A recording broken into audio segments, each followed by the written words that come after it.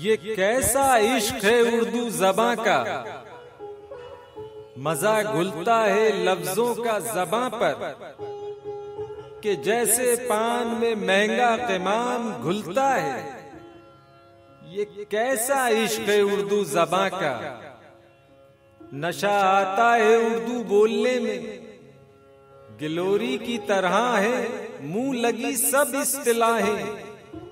लुत्फ देती है हलक छूती है उर्दू तो, हलक से जैसे मैं का घूंट उतरता है।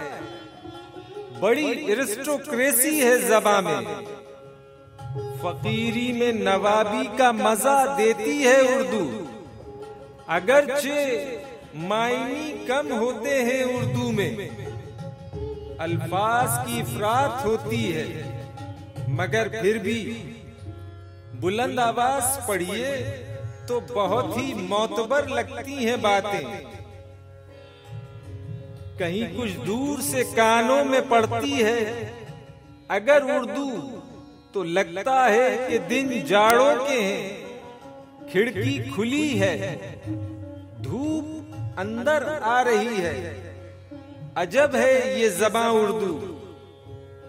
कभी यूं ही सफर करते अगर कोई मुसाफिर शेर पढ़ दे मीर गालिब का, वो चाहे अजनबी हो यही लगता है वो मेरे वतन का है।